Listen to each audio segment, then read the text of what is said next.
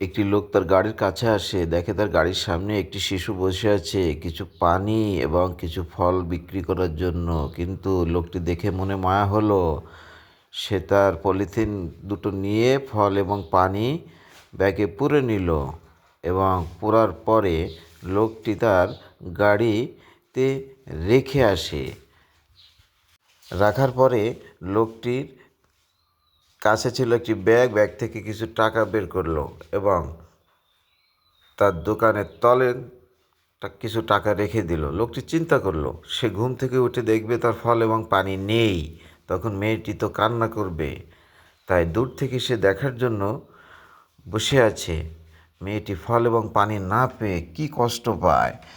তাই হঠাৎ করে মেয়েটি চলে যাচ্ছিল বাড়ি, কিন্তু দেখে তার চাটা উঁচু করে দেখে কিছু টাকা পড়ে আছে। সে টাকাগুলো পেয়ে এদিক ওদিক তাকিয়ে দেখে কেউ নেই। তারপর সে টাকাগুলো মুখে বোলাতে লাগে এবং আল্লাহর কাছে দোয়া করতে লাগে এবং তারপরে লোকটিও দূর থেকে দেখে খুশি হয়। তারপরে মেয়েটি বাড়ির দিকে রওনা হয়। বাড়ির দিকে রওনা হয়ে তার পরিবারের সাথে এটা শেয়ার করবে। তাই বন্ধুরা, তোমরা মেয়েটির জন্য দোয়া করবে। ভিডিওটি যদি ভালো লাগে তাহলে সাবস্ক্রাইব এবং লাইক করে দিতে ভুলবে না।